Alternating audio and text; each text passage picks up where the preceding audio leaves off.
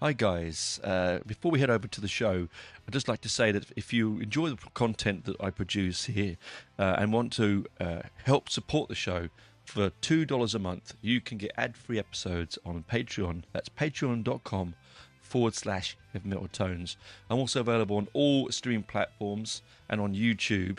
Please do head over to either one of those to support the show. If you feel so inclined, please do email me at heavymetaltones@gmail.com. That's heavymetaltones@gmail.com, where you can request, show ideas, album reviews, interviews, and so on. Otherwise, just sit back, relax, and enjoy the show.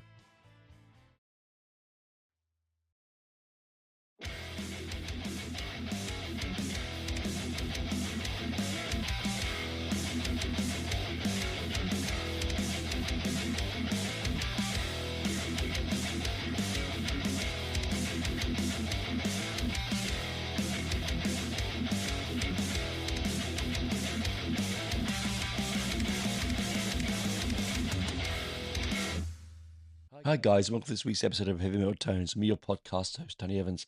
This is episode 5 of the series I'm running once a month, the 50 Years of Punk, 1976 to 2026, and this is episode 5. Now, we have looked at all sorts of punk going in these last 4 episodes. Now, if you're new to this little mini-series within my series, the criteria for it is basically UK bands, that's England, Scotland, Ireland, and Wales, and it has to be of that first wave of the punk explosion, not post-punk, not sort of new wave, just that first explosion. And we've looked at bands like Stiff Little Fingers, we've looked at X-Ray Specs, we've looked at Eddie and the Hot Rods, okay? We've looked at 999. So across the board, we've looked at bands that represent all forms of punk. Now, when you cast your eye over you look into your mind's eye and you think, what is punk to me? What do you think of? If an alien had landed and didn't know, how would you explain what punk was? Now, some people see it as brash, bright, colourful. Some people see it as nihilistic and angry. Some people see it as political and subversive. And some people, as I said, it says fun, colourful, and almost pop arty. Now, we've sort of covered a few of those styles in the last 4 episodes. But what we haven't looked at is another side of the punk phenomena that I certainly gravitated towards when I first sort of discovered it as such. This is the art side of it, the pretentious side of it, and there is quite a lot of that around.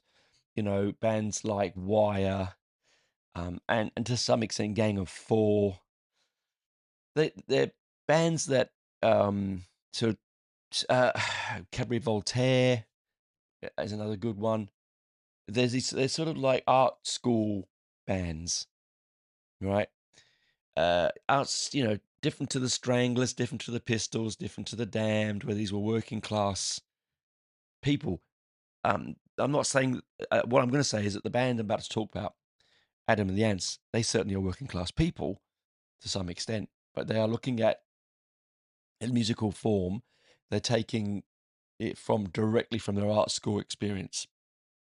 Something that John Lydon, the Pistols, and bands like that really hated. So bands like Sham 69, they were so adamantly a people's band. The Clash, well, I mean, the Clash were just posh boys playing at being poor boys, most of them. So with this sort of um, faux, was a political sort of nihilism. There is in this particular band, Adam and the Ants, you've got not only one of the craziest sort of backstories to a band. Honestly, it sums up the whole first wave of punk perfectly. But also, the album itself, the only album they produced as this form of the band before they went on to all that Prince Charming rubbish following on, like Dandy Highwayman and all that. A lot of people don't know that they had a band, that they had a punk band originally. People forget that Adam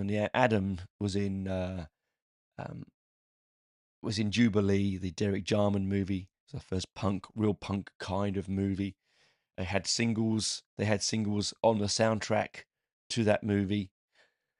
They were sort of right there at the beginning. They were sort of right on at the birth of the explosion of punk. They were there at its nexus, at its moment.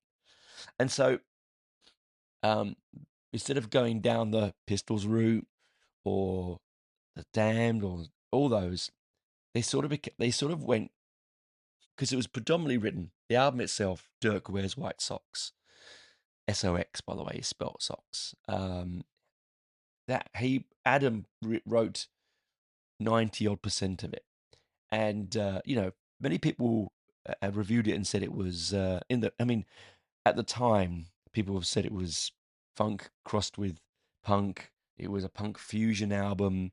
I mean, Adam even turned around and said that he was trying to make a Nina Simone album. No, no, not Nina Simone. Duh. Sorry. Donna Summer album. I mean, really. And he goes, "Oh, listen to the drums. I think you're on something there, dear Stuart, aka Adam." But uh, the reason I want to bring this one into the fold and part of the story of the 50 years of punk is it does point in that direction. That kind of odd, um, poorly made, I think is a wrong, yeah, odd album that is sort of.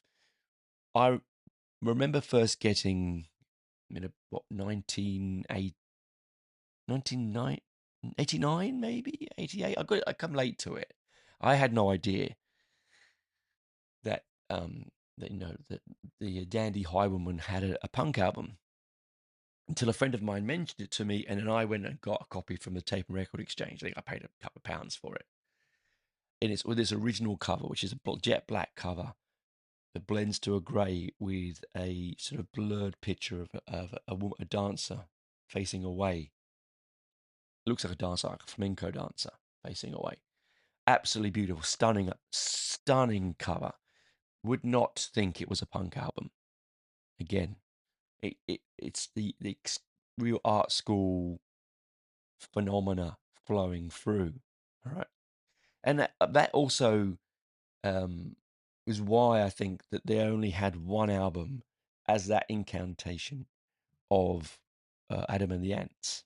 Originally, they were the Ants, and then they become Adam and the Ants. I'll tell you that story in a minute.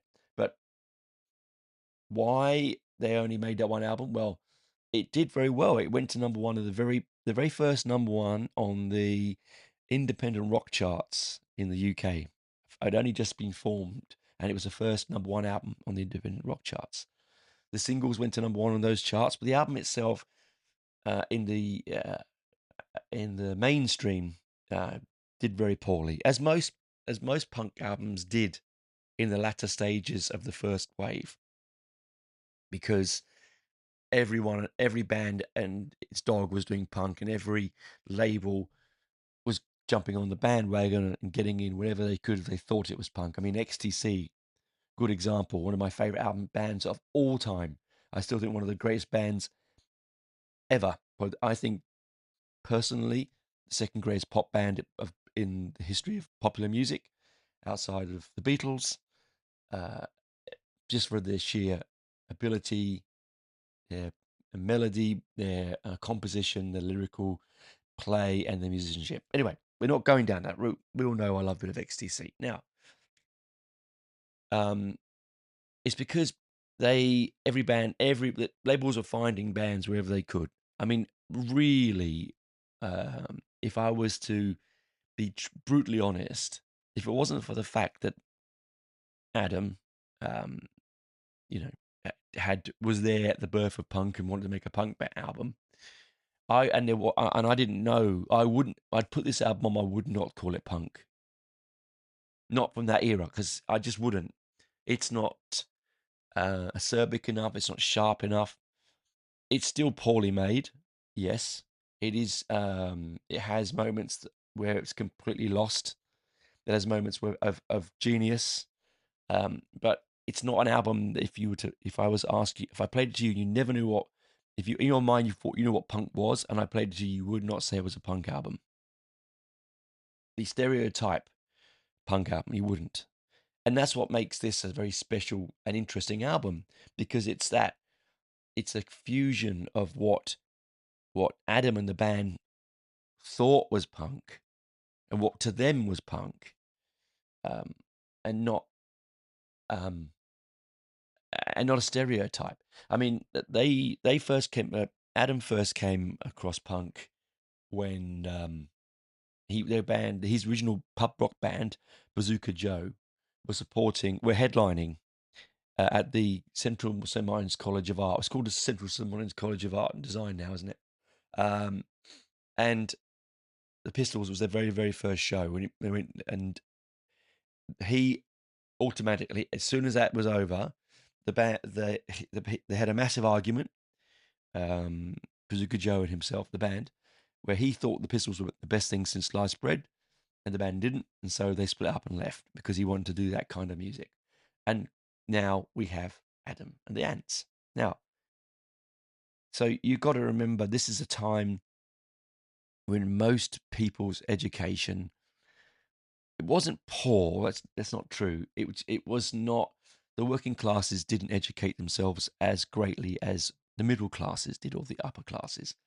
And people that bought this music were working class. They weren't middle class people. They were buying ELO and Jethro Tull and things like that. It is fundamentally a working class uh, musical form, and so I thought it was very fascinating that an album like this, full of all these strange art house um, nuances and lyrical concepts, and not just that, but musically, it's all over the place. Um, it hasn't got a lane it stays in. It fascinates me. Anyway, let's get to uh, let's get to the history of the band. Now, I will just tell you that I have a love-hate relationship with this album. There are times when I love it, and there are times when I hate it. And I've gone back to listen to it, and I haven't really enjoyed it as much as I remember enjoying it the first time, or many times. So it's quite interesting. I don't know uh, where to begin when it comes to this kind of thing. Like, do I say it's a favorite album? I don't know. I'm in a sort of doldrums with it at the moment, but it doesn't mean. I mean, it doesn't mean I don't like it. It's just it has a bit of a roller coaster with me. So the album is Dirk Wears White Sox. The band, it was formed in 1977, in May of 1977. The first version of it.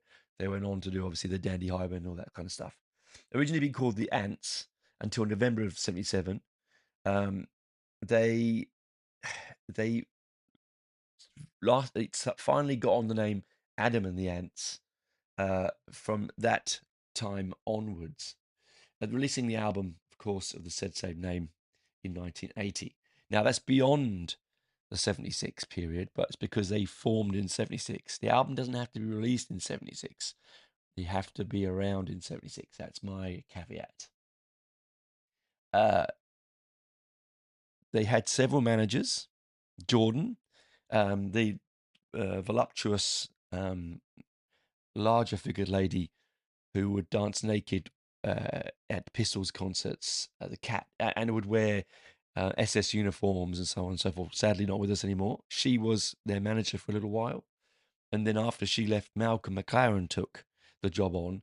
But within only one show, Malcolm McLaren taking it on, which was the New Year's Day show at the Electric Ballroom, he persuaded 90% of the band to leave and form the band Bow Wow Wow. So, what you could say about Malcolm is sometimes all very true. Okay? A shyster, as my dear old granddad would call him. All right? Very much apt. Now, Adam Ant, his name is Stuart Lee Gordon, that's his full proper name, as I played bass for the punk rock band Bazooka Joe. And I told you about the big claim to fame that he headlined for the Pistols being their first show.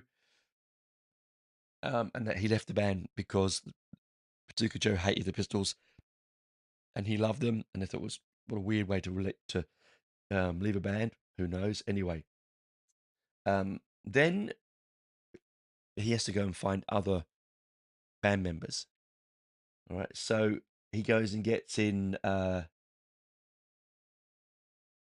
Where was it here? Oh my God, my handwriting's absolutely terrible. Mark Ryan. So Mark Ryan, interesting character, guitarist. He's born in Canada but raised in the UK, so he's an Englishman. I think he was only just born there. He went on once leaving the Ants to form a band called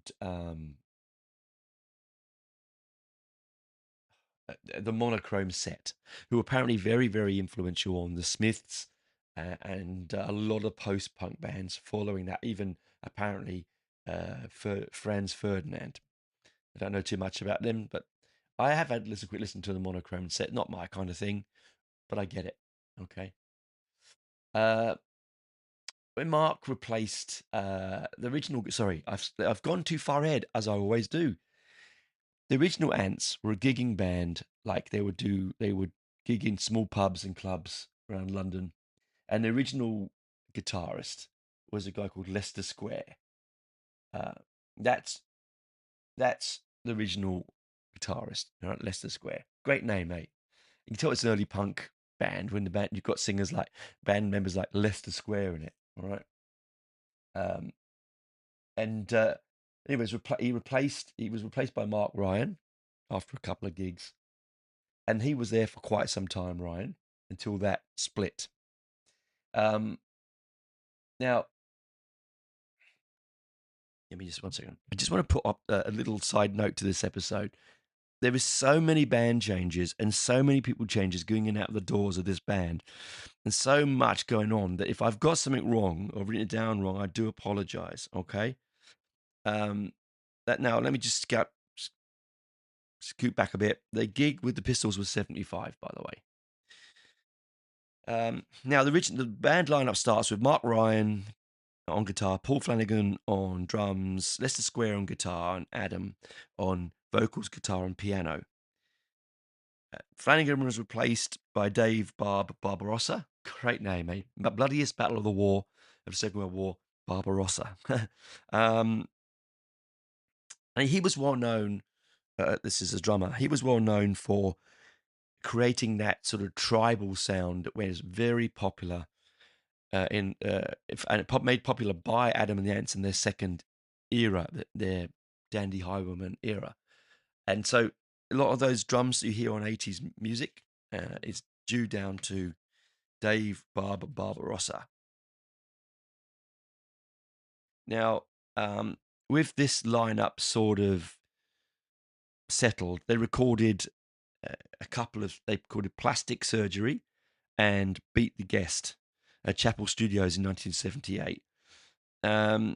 And Adam, at that time in '78, starred in the Jubilee movie, as I said, the Derek Jarman movie, the first punk movie. And then Mark Ryan was fired due to management issues and replaced with John Bivouac. Great name again. At this point, the band extended its name to Adam and the Ants. Before that, they were just the Ants. Touring extensively with Susie and the Banshees, most of the music press did not like them due to lyrics, overly sexualized lyrics, bondage-style lyrics, and imagery.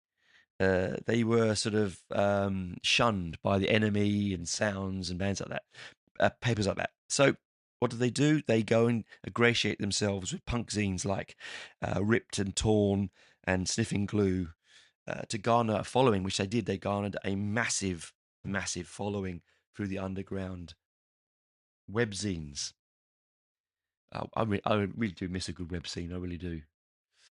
They couldn't get a label, and they had two songs released on the soundtrack for Jubilee, which were different to the ones played in the movie. Interesting. In 1978, Decca Records, the famous Decca Records, came to the party and offered them a record deal for 2 singles.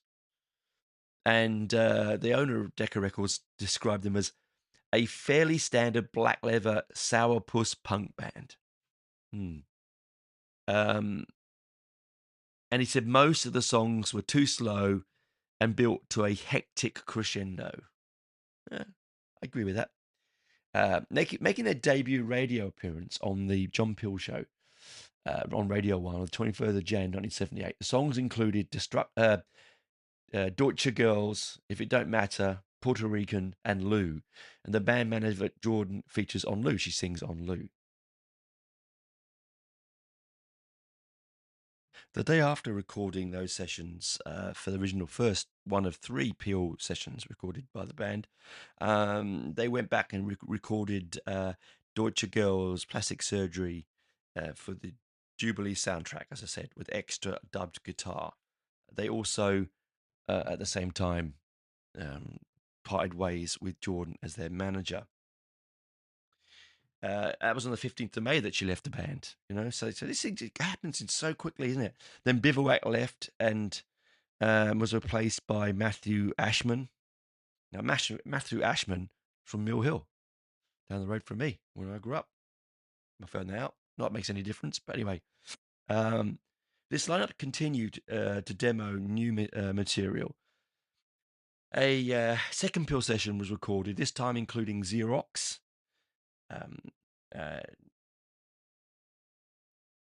Puerto Rico. No, sorry, hang on. I can't read my handwriting. Xerox, Friends at Cleopatra. All right, who knows why? I'm terrible at my handwriting. I should really type it, but I can't be bothered. Following the single deal with Decca, they toured Europe. Okay, and they released the first single from that, Young Parisians, but it on October 78. But it did so badly that the band themselves pulled the plug on the second single, which was Xerox. But they still went on a UK tour called the Young Parisians Tour. Okay. A third session for Peel was recorded on March 26, 1979.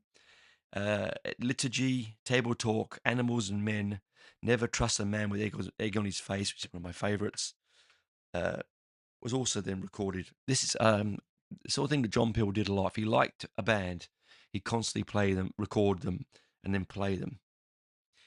Now, due to the failure of Decca, they signed with an independent label called Do It Records, re-recording Xerox with Whip My Valise as a B-side at around the Halsey Studios. Xerox was released on May 1979. Yes.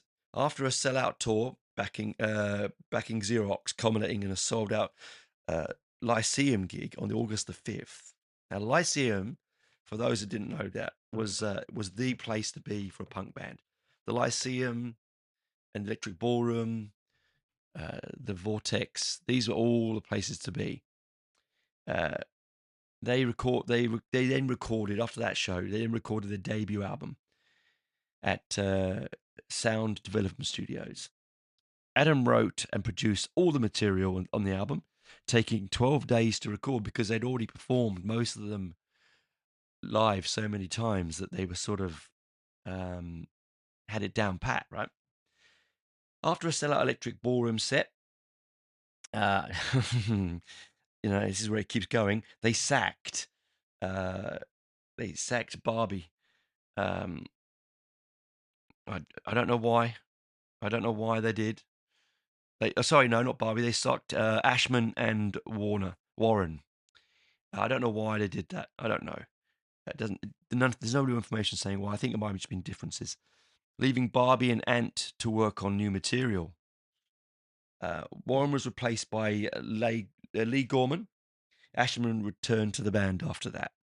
So again, it's a bit Spinal Tappy, isn't it? All right. album itself has often been considered one of the key formations of the nascent goth scene appeared in the UK in the late 70s, early 80s, right? With dictable lyrics and raw energy. Now, Lee Gorman went on to form Heaven 17, Wang Chang, and was also in Bow Wow Wow. So went from being, a really interesting musician to vacuous 80s pop music. The album was due out in November, and Dirk Wears White Sox reached number 1, as I said, in independent charts. I've already mentioned that. Malcolm McLaren was taken up as manager. Again, I mentioned that, but he was taken up on a flat fee process. Now, that's because he'd fucked the Pistols over by doing percentage stuff and ruining them. But at the same time, as I mentioned before, he stole the whole team. The whole band went off to make Bow Wow Wow. It's a tale of all ups and downs. I've only scratched the surface here, guys. I can't. If I was just to tell you everything that went on behind the band, you'd be here for 3 hours. This is a nuts of an in and out band. Now, Stuart, aka Adam, has had his moments up and down mentally the last few years. He was touring over here in Australia a couple of years ago. I remember I didn't go because I was actually worried that all it would be is the highwaymen and stuff. But I don't know. I probably should have gone. Now, the album itself, the set list for the album is Car Trouble Part 1 and 2. That was a single. Digital Tenderness. He recorded that at home on his 4-track in Notting Hill. Adam, that is. 9 Plan Failed. He also recorded that at home, but in Chelsea on his 4-track.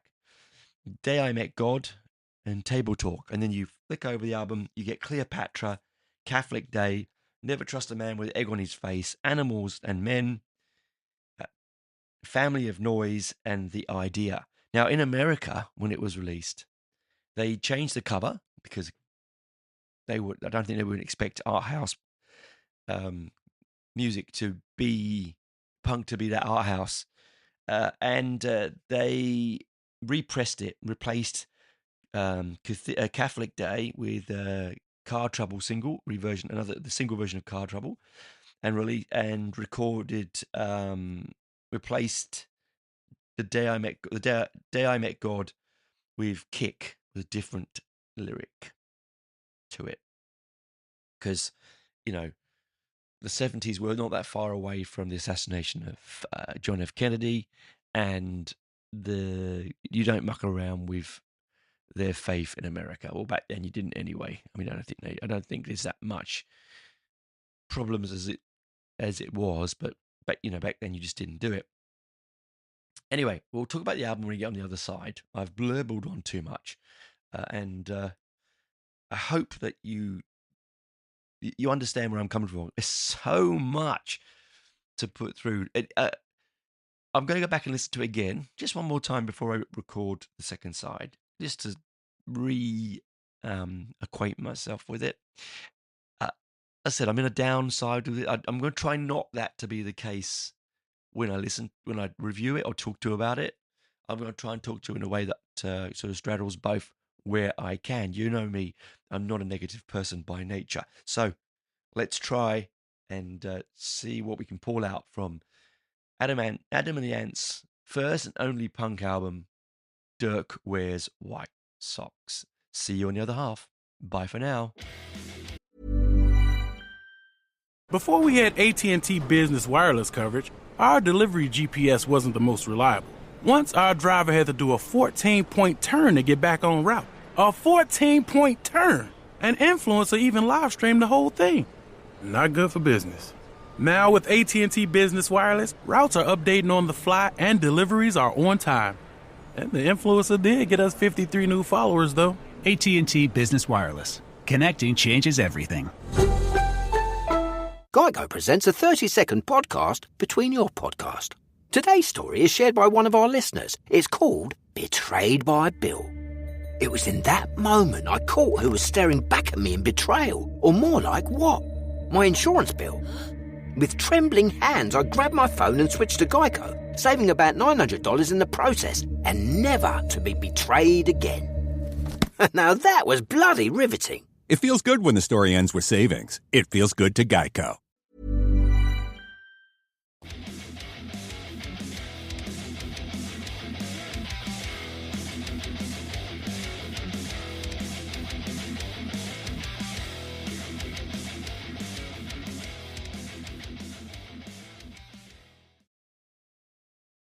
Well, I'm back. I've re-listened to the album. It took no time at all in editing world, did it not? And I can see on reflection now. Again, this has been like the third, fourth time I've listened to it in 2 days, maybe 5 times. I can see on reflection why I loved it in certain parts and why I sort of hated it in others. It does suffer from poor production. Adam's vocal delivery is very monosyllabic, very almost Bowie-esque. It's like he's channeling and trying to be a punk version of Bowie. I feel in some of it, there's a sort of character he's portraying, this sort of likely lad, yet also, um, art school philosopher, this sort of cod philosophy thing. But if you look down the list of tracks on the album, and I'll just sort of go through them again. Car Trouble Part 1 and 2. Okay. Takes a little while to start. It, like I said before, they all take a little while to start. I can see why it was released as a single. It's probably the least controversial track or sing-along track on the album. There are better ones in like Catholic Day and Never Trust a Man with Egg on His Face or Day I Met God or even Nine Plan Failed. But it's a good commercial-esque kind of song. It's the longest song on the record. It's like 6 minutes something, which again for a punk song is at that particular time completely unheard of. I mean, I've got a single in my collection where the songs are 30 seconds to a minute long on it. There's like 6 songs on the single. So speed, amphetamine fueled madness, energy is what you expect from punk. This doesn't have that. This has a sort of seedy, downers and Mogadon kind of vibe. It does feel fetishistic. I think that is probably the right answer. It does musically, yeah, it's nothing special. There is some fantastic, strange bass synths or bass sounds on Family of Noise. The drumming is adequate. The guitar is okay. The bass is fine. It's not. You're not going to put this album on and go, "Wow, that's the most musically brilliant album I've ever heard in the punk era." You're not going to. It's odd. It's almost. I would sit it in the progressive rock genre. I think it's a fusion of prog and punk. I think it's a fusion of a clever, intelligent man showing off his clever intelligence and his education. All right. Digital tenderness. Again, I quite like the concept of digital tenderness. I like the lyrical concept of digital tenderness. There is a sort of sense of the absurd or absurdist humor. The French absurdist movement. It's got a sense of almost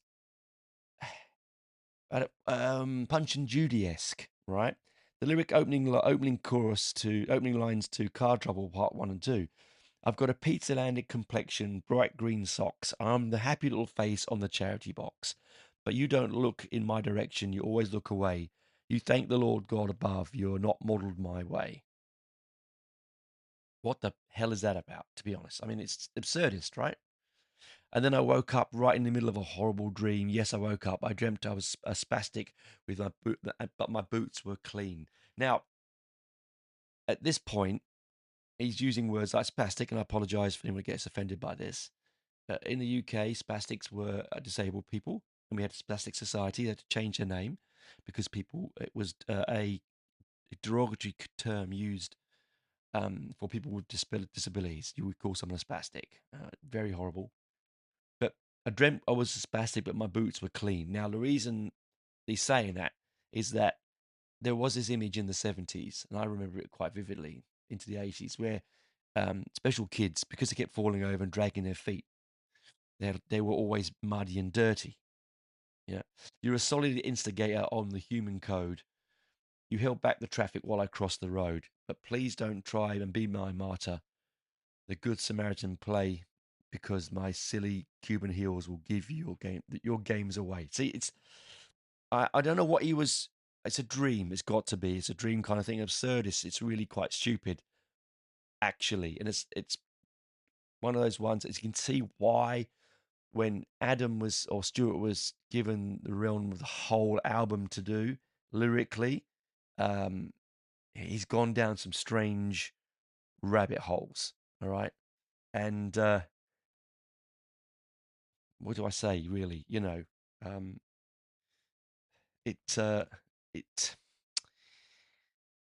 sometimes you do need another member of the band, whether you like it or not, to say to you, "Now, come on, Stuart, come on, that is ridiculous." But I think back in the 70s, at that part in punk, anything would go. The Slits album, which I'm going to do one day, the first Slits album, is almost to some point unlistenable. You know, it's just this sort of, I don't know, Eater, the first Eater album, they were a punk band that were made up of preteens. They were teenagers, like 13 and 14-year-olds, almost unlistenable. There was this sort of acceptance that it could be unlistenable, but you'd enjoy it anyway because it wasn't the music, it was the energy attached to it. All right. Digital tenderness. Why does this feeling of togetherness always scare me away? Why do the feelings that I have for you have to become a word? Don't say you love me. Oh no, don't ask that from me. The alphabet you call love, the alphabet you call love is just a digital tenderness. And this is quite straightforward. Okay? It's quite straightforward. I don't think the word digital was used a lot back then, but it is. You had digital watches, I suppose. But that is a sort of more of a straightforward. Here's a start for you, so many broken people. All the hard luck story and sad, sad tale. Don't say look, much more I can say about that. All right. It's just a punk love story. Musically, I actually quite like it. I think it's quite angular. There's some interesting. Um, the bridge is pretty fascinating, and the sort of monotonal lyrical tone of Adam is all right. It sort of it doesn't linger too much. All right. So look, as I said, this album is full of hits and misses. Okay, hits and misses, as the the Stiff Little Fingers would say. Now we get to Nine Plan Failed. Nine Plan Failed is where it starts to get quirky. It starts to get interesting. Um, it starts to get now. I think it's a play on the movie Plan 9 from Outer Space. They considered the worst movie of all time. Okay, but it's also about the the stint in the army that you get when you sign up. Okay, there's a minimum and there's a maximum of years you sign up for back then, and it was very de rigueur at that time because we had the troubles in Northern Ireland. It was very de rigueur for Thatcher's Britain, uh, for bands to talk about. I mean, and the Stiff Little Fingers did it very very well with Toy Soldiers. Um, to talk about uh, conscription, um, and war. I mean, the Pistols did it to some extent with Holidays in the Sun, right? Even though I think it's not about that, but it sort of is. Okay. The lyric here is: after 9 years in the army, they took away his brain. They tattooed defect on his brow and signed him up again. He killed 10,000 Germans, 100 Japanese, a family of Hindus, a lot of Portuguese. Nine plan failed. So, is is that also about war conscription? I mean, his father, I would say that Adam's of an age where his father would have been in the war or something to do with the war. Certainly his grandfather. I could never see the point of showing them your boss when they drag you through the city streets and nail you to a cross. Again, it's, it's one of those damned if you do, damned if you don't. Go to war, end up vilified. I mean, it happened to the Anzacs in here in Australia. Not Anzacs, I apologize. Rewind that. The soldiers that were forced to go to Vietnam, they were spat at by peace-loving Australians when they had no choice, really, to go overseas and fight. They had no choice. You could say you could have been a conscientious objector, but I don't know if that really would have gone down the way it did. People weren't. There were those, but I'm not sure it would have been taken up by the masses. Um, they took him to the office. They strapped him to the bed. They fastened lots of pretty wires securely to his head. So this is where he's actually you say, right, Stuart, brilliant lyric. They wheeled him down the corridor upon a metal trolley. Now he wears big spectacles and he sings like Buddy Holly. 9 plan failed. So what they're saying is, they took him. He took his soul away with electro shock treatment to set him to forget about what he saw when he was killing in the name of the king or queen. Yeah. The world declared its armistice and took away his guns, and now he satisfies himself on piss weak tea and buns. Oh, at the disco. Love it. Rome is very pretty and Rome is very grand, but the Pope lost his 4 fingers when they gave this boy his hand to kiss. Isn't it? It wasn't funny, no. He wasn't very good at school. His highest grade was C, but he believed the managers when they said, "You'll leave it all to me." They gave him suits from Savile Row, the quality so fine, and now he sits in the desert and wastes time just waiting for the sign. 9 plan failed. So it's brilliant. That is genuinely, we talk about art school nonsense and not being accepted. This is what I consider to be a true punk song. I personally would have taken off Car Trouble. I would have taken off Digital Tenderness. They're not songs that are strong, I don't think. You might tell me differently, but going forward here, 9 Plan Failed is it's stark musically. Also, it's quite angular, it's jointed. The way that he sails 9 plans failed is like really sort of space age. It's got a very modernist, Dadaist sound. If you were going to make music out of art form, Dadaism is probably what this is very akin to. Bauhaus, and frottage and things like that. Modern, surrealism, that kind of thing. I'm not talking about the Dali surrealism. I'm talking about the Max Ernst kind of surrealism. And then we get Day I Met God. Now, Day I Met God, controversial in America, as we discussed. Pardon me, I've had a real stomach problem for the last couple of days. Sorry if I'm burping. Day I Met God, one of my favorite songs on the album. Certainly looking back on it. Day I Met God, I got so carried away. Not with the vision, but the streaks in his hair. Not with the religion, but the size of his knob. See, I love this because he's trying to offend everyone in the first verse of the song. You didn't have to. I like with the vision of the streaks in his hair and the size of his knob. Day I met God. Day I met God. It was pissing with rain, and we went, oh oh oh, who, right? So it's sing along again. I think this could have been a single. I like it. The day I met God, I got so carried away, not with the vision, but the streaks in his hair, not with the vicars or the nuns or the priests. The day I met God, met the big boy. Yeah, it was pissing with rain, and the herald sings, and herald angels sing. Oh oh oh, ooh, ooh, ooh. It's a real poppy, right? But it's also dark and stupid and Dadaist. We were coming back in the van from Milan, and I saw God right there.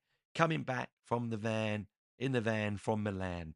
You know, there he is. He's just chucking in um, illiteracism. He's just being illiterate, and I just think that's not illiterate. What's the word? Sorry. When you say the same letter over and over again, you know what I mean. Viewers write in on a postcard and tell me what I forgot the word is. Anyway, alliteration. He's using his alliteration. Um, and it's a very easy concept to do that. But I think these two songs would make the album purchase alone. All right. I really like these two songs. Quirky, odd. Still, this is a point where Stewart slash Adams' vocals are getting a bit better on these last two tracks and they're not as dire. Then we get the last side or track on this side, which is Table Talk. Musically, good bass line on it. Love the drums. It's a bit Spartan, but then again, it's punk. Okay, it's quite grey. If you were to think of a color this album would be musically, it's quite grey. It's quite. It has. There's no color in this album. There's no hues of color. It's very black and white, very leathery, very bondage esque. Don't you like your stare?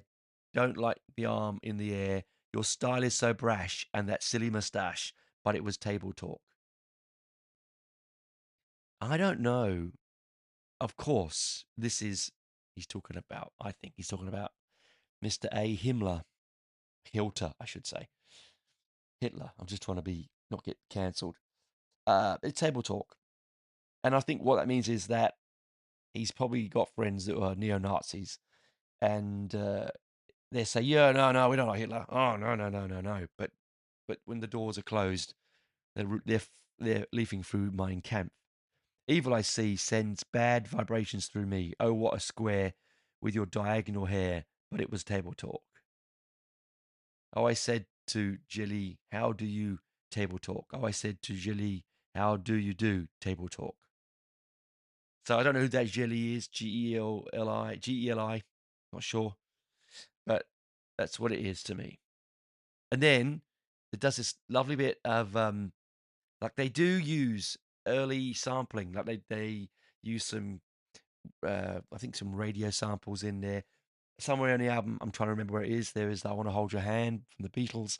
There's a kind of yeah, the love of his life, too close to become a wife, and the death of this girl came close to saving the world. Yeah. Oh, Tony, just come to me when I read the lyric out loud. So he's talking about Hitler, right? Because that version there he's talking about Ava Braun. But it's table talk because the table saved him from the explosion. That because when they moved the explosion, the suitcase that had the can case that had the explosives in it, when it blew up, the table was so thick that it saved Hitler, tipped over and saved him because they moved the bag because it was in his way. That is it. Think that is it. Table talk. But what love, love, love, yeah is all about, I don't know. But I think that's what that is. Could be both, right? Lyrically, could be anything. Now we swip the album over. And we get Cleopatra. Now, Cleopatra, again, great way to open the second side of this um, song album. It's a sex related song. And in some extent, so is the table talk, because it talks about Mr. H and his wife. All right. But there is sex involved in here. Now, Cleopatra, as you all know, was a well-known. There was loads of Cleopatras. In fact, there were dozens of them. But the Cleopatra that we know of, with Mark Antony and so on, the Ptolemaic Cleopatra from the Ptolemy family, which were not Egyptian. They were Greek because they came over with. It was part of the Alexander the Great. Let's not go into history on this thing. I do love history, but let's not talk about it. And this is basically about her and her sexiness. Cleopatra. This is Cleopatra did 10,000 in a lifetime. Now that's a wide mouth. Okay. I'm not going to have to tell you much more about that. If there's anyone in the car with children and they ask you, you can tell them at your own risk. Cleopatra gave service with a smile. She was a wide-mouthed girl and a wide-mouthed girl. Cleopatra did 100. Roman centurion after dinner mints. Oh, Cleopatra used the suction. Oh, so unheard of. She was a wide-mouthed girl, a wide-mouthed girl. Believe it. All right. It doesn't change much, right? It's a filthy song. What a weak, distorted image. Elizabeth and Richard gave up the screen of the to the wide-mouthed girl. Of course, that's relating to Elizabeth Taylor and Richard. Richard. Oh my God, Tony, come on. Where's my brain? Richard Burton. I meant interesting side note to that. Those that love their Carry On movies, very much like me. I am a child of the 70s, and I don't give a hoot what you think. The Carry On Cleo movie looked so good because they used the Cleopatra sets at Pinewood and all the costumes that were left over. So a multi-million dollar movie made back then in '63 was followed by a very low budget movie not many years later that basically took the piss out of it. Anyway, side note.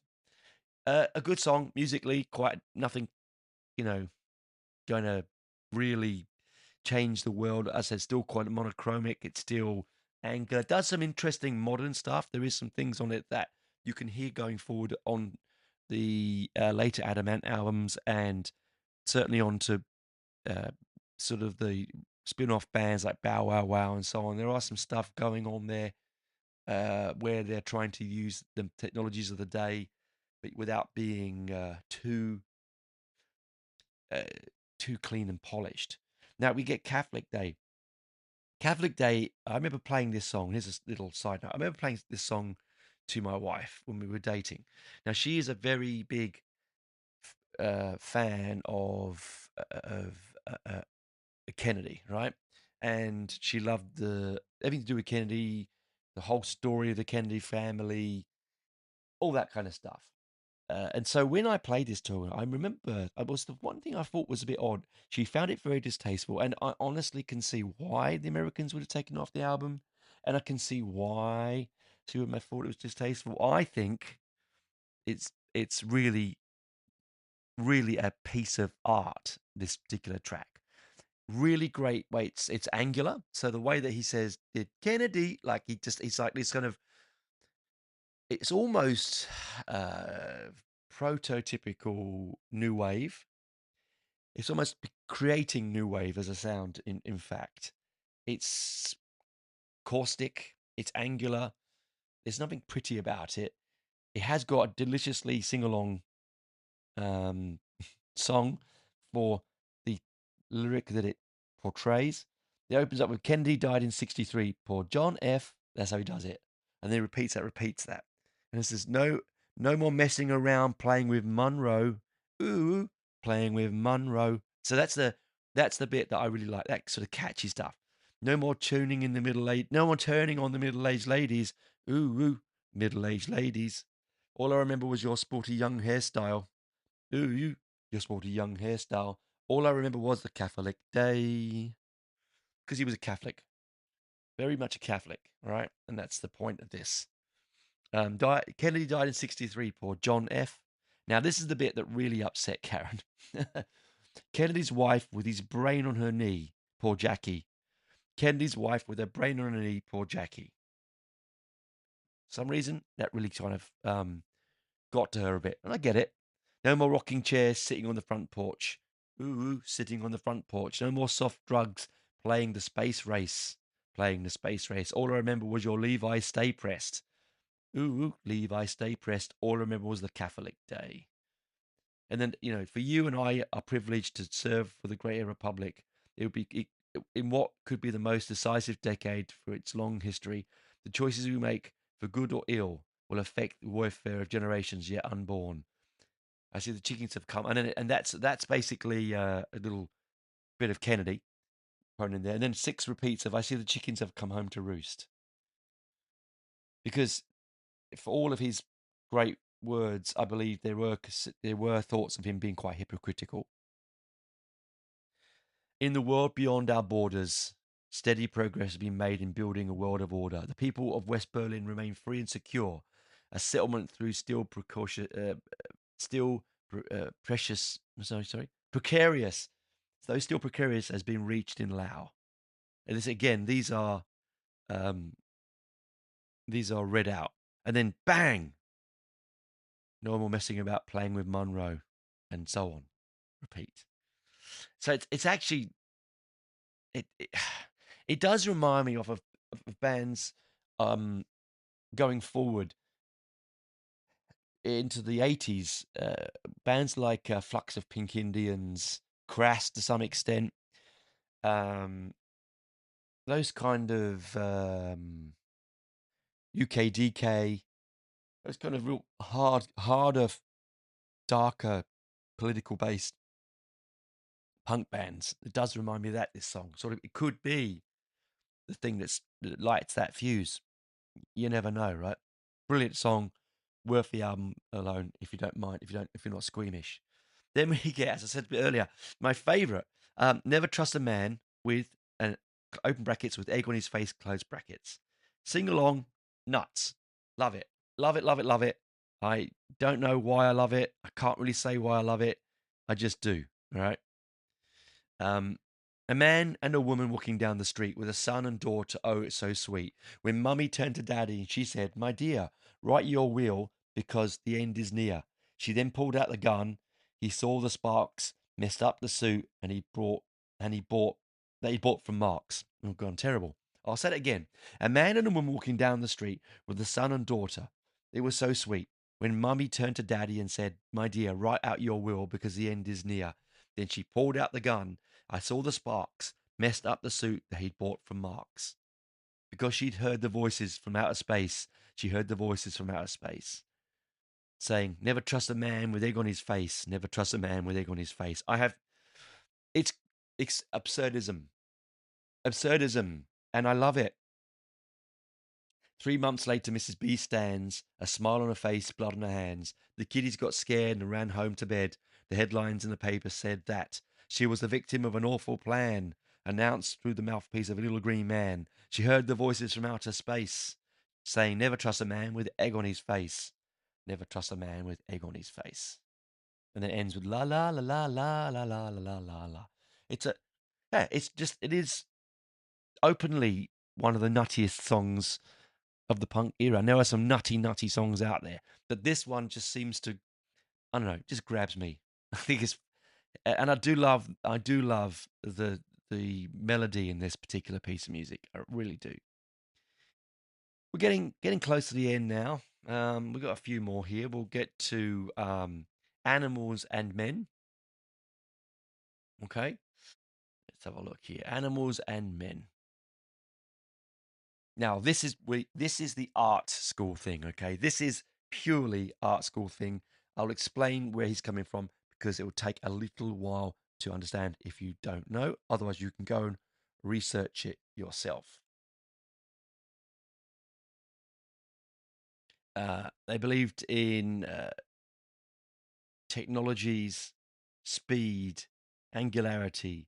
Futurism, Italian art form, or futurismo, was an artistic and social movement that originated in Italy and had to lesser extent in other countries in the early 20th century. Emphasized dynamism, speed, technology, youth, violence, and objects such as cars, airplanes, and industrial city. Its key figures include Italian artists Filippo Tamoso, Marianetti, Umberto Boccioni, Carlo Cara, Fortunino Di Piero, Gino Cervini, Guillermo Cobella, and Luigi Rossilio. Now, I'm not going to go any more into that. You can understand where that's coming from, right? So this is what we have. We have a song that is angular, that is nihilistic, it is futuristic, it's stabbing, almost hard to listen to. It it's like you know the scene in Psycho with the the shower scene. It's got that kind of feel to me. Sometimes I listen to it and it makes my skin crawl. Sometimes I listen and I go, man, I just want to go and read something from Marietti or Boccioni or Caro or Bala or Palazzacci. Um, and it just basically opens with his Italian, uno, due, tre, quattro. And then he just repeats those names. Marinetti, Boccioni, Cara, Bala, Palazzacci, Futurist Manifesto.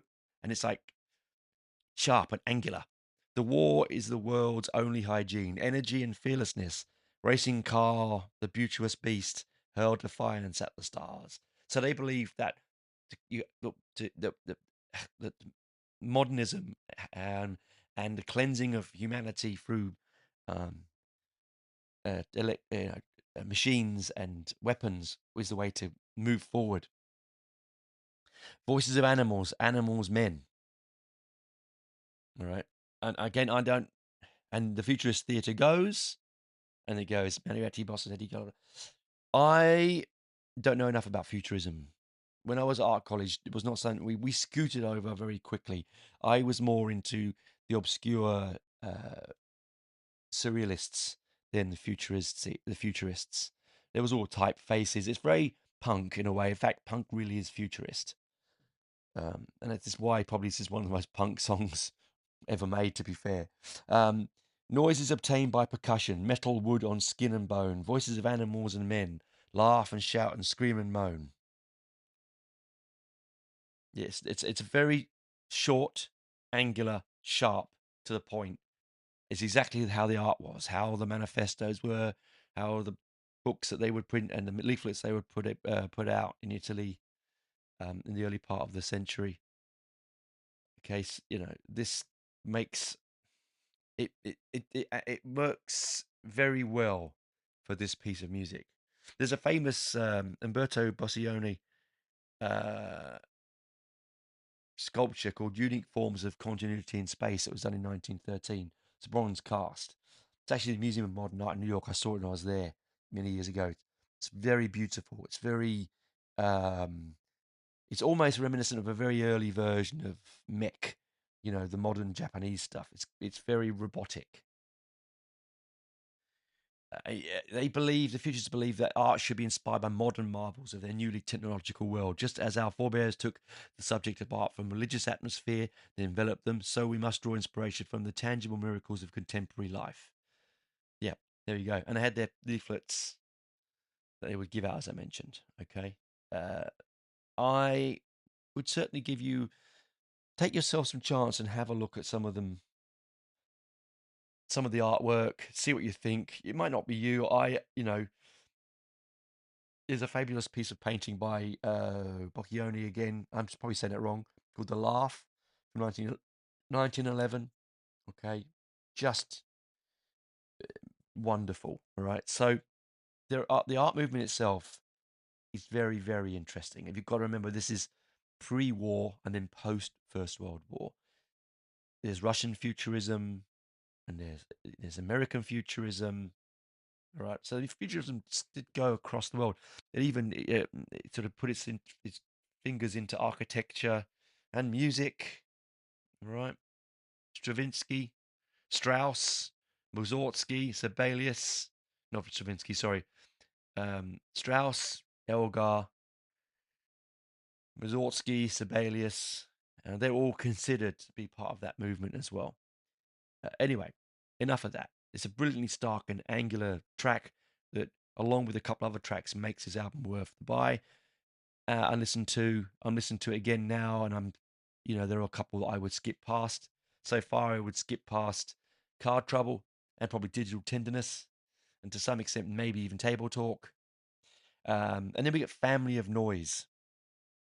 Family of Noise is that one with the weird bass sampling, weird bass sounds, almost a sort of a spongy. It's like it's been played on a trampoline. It's very weird bass sound on it, and I quite like. It.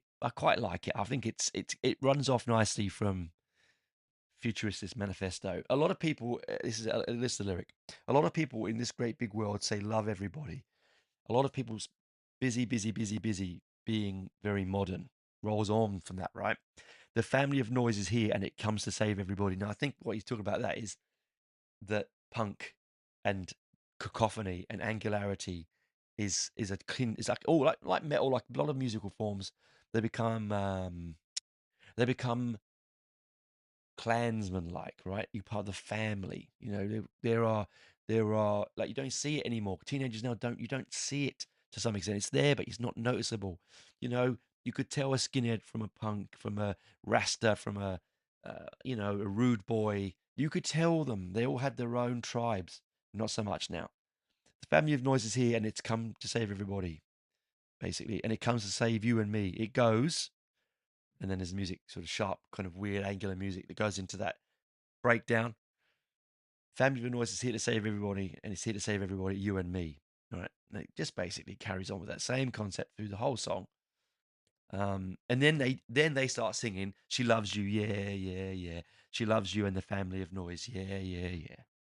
So it's taking the Beatles' concept of love and mixing it with the punks' concept of love. Remember, John Lydon was very much famously asexual. Asexual Dynamite, no, asexual.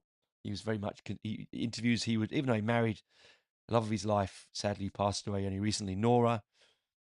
He was still would consider himself asexual person. He didn't really feel drawn to either. And it says here in the morning, lasting at night, in the darkness, standing in the light. A lot of people in this great big world are searching for the pure sound. They're just looking for looking to the machine. They don't listen to the noise. That's connected to the futurism. So good way of connecting them. I like that when that happens. Very progressive. Then we end the album on the idea. Now, Xerox, Whip My Velez, and Kick, I'm not going to talk about, and Physical and Friends, because they're not on the album. They were released as singles. I'm just going to talk about the album itself. So we end with the idea. Okay. I think it's a bit of a fizzer at the end. It's trying too hard to capture the energy of the futurism, a futuristic manifesto.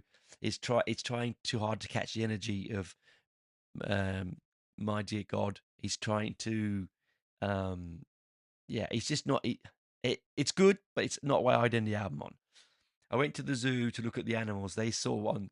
The first thing I saw was a wall full of handicapped.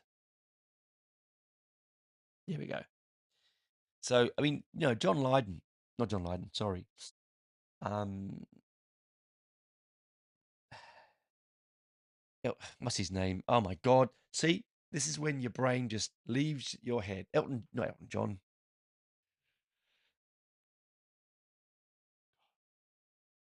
John Lennon was a famously homophobic. He hated disabled. He was racist. This is all in his youth, right? He was not a nice man.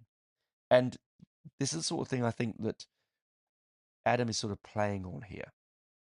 Some wearing green hats and suckling on chocky bars. So I went and looked at three-horned chameleon. The idea. I know.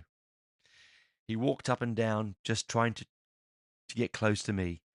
A split little hand scratching at the glass. I looked at the snakes and looked at the crocodiles. You better show me the man who made all of this. The idea. Okay. So this is now when you read back to out loud at your head, it's basically saying God made these beautiful things. Yeah, he also made the handicapped. What idea is that? Whose idea was that? See? I could be religious if you didn't have to kneel down. I could be religious if a God would say hello. I could be religious if an angel touched my shoulder. I could be religious if they sent the hymns to disco. If they set the hymns to disco like this, and there's a little bit of disco beat in there. Okay, holy, holy, holy, Lord God Almighty, God in thy persons, beloved Trinity. Holy, holy, holy, all the saints adore thee, Christ in three persons, beloved Trinity. The idea. See, I think it's an album coming to the end of this song. I think this album is an album of two sides.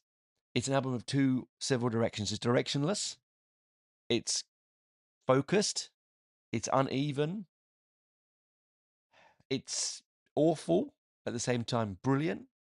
It's monotonally unlistenable, but at the same time tuneful.